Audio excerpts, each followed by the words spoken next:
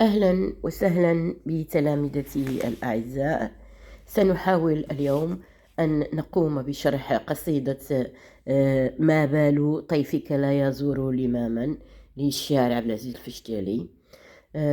أسئلة القصيدة اضغطوا عليها واقرأوها جيدا. وأيضا سأحاول أن أجيب عن أسئلة بدون قراءتها. اضغطوا على القصيدة واقرأوها قراءة جيدة. تعريف صاحبها متواجد بنفس الصفحة. سأقرأ الإجابة فقط حتى أربح الوقت ويصلكم الفيديو في أسرع وقت ممكن، وحتى لا أطيل عليكم. أولا، الغرض الذي يندرج منه النص والمدح، يعني الغرض يندرج في باب المدح. استهل الشاعر قصيدته بأبيات غزلية، لأنه وإن كان يتحدث فيها عن حسرته ولوعته لشدة اشتياقه لرؤية الحبيب. والشاعر أعتقد أنه استخدم في نظم هذه الطريقة لأنها كانت عرف بها العرب، فكانت مطلعية جميع القصائد العربية.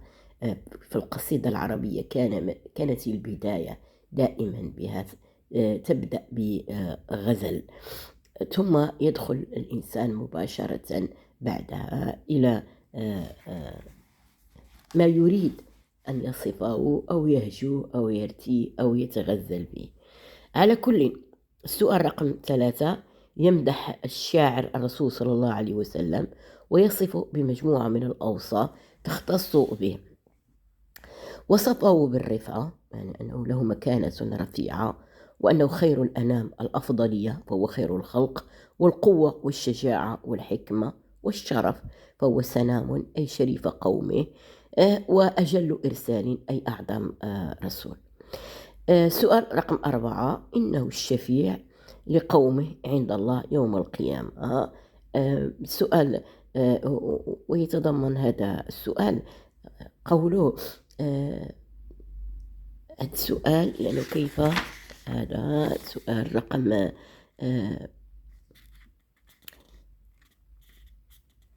اقرأ البيتين: ما يميز الرسول عن غيره.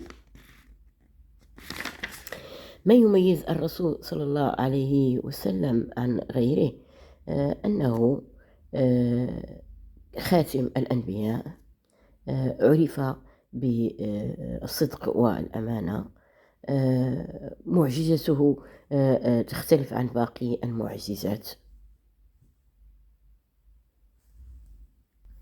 السؤال الذي يتضمن سؤال رقم 5: العناصر التي يمدح بها الشاعر الرسول صلى الله عليه وسلم، يعني استخدم في قصيدته وهو يمدح الرسول صلى الله عليه وسلم الثناء والتمجيد والإعجاب والوصف. وصفه بالقوة وعلو المكانة والشرف والأمانة والمروءة.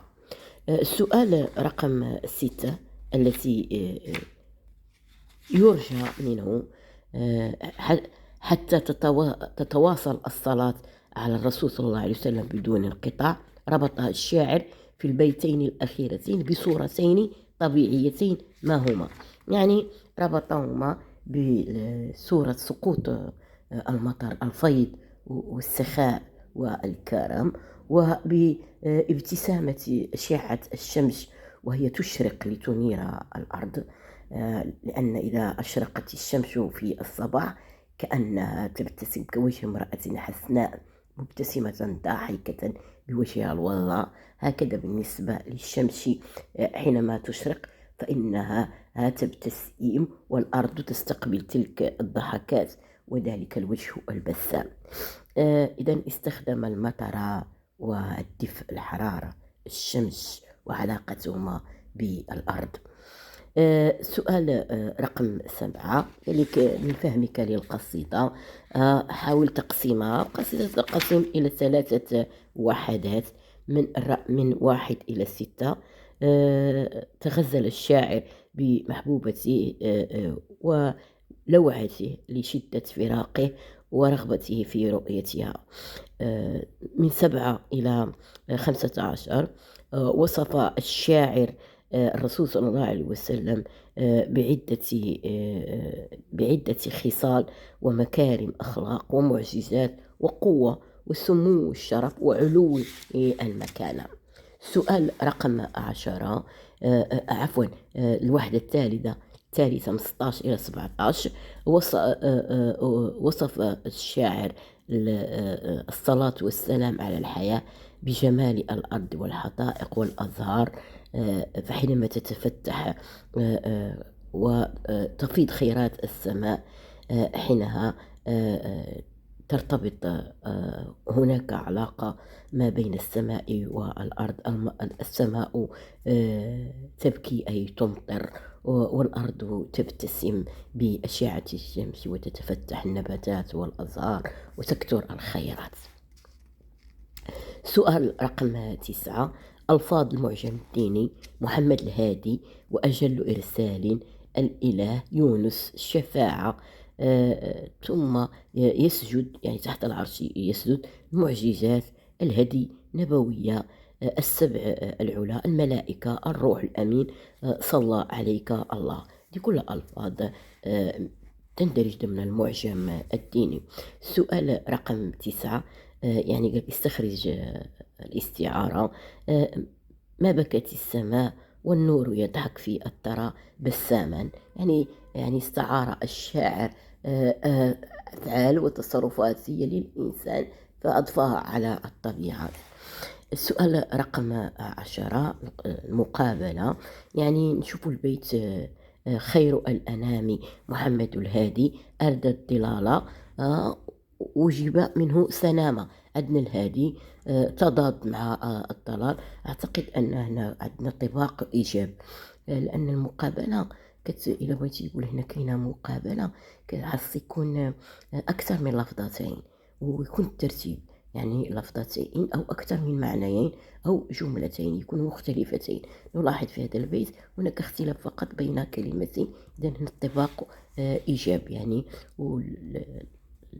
والصيغة المقولية لهذا البيت هي اسمين: الهادي والضلال. السؤال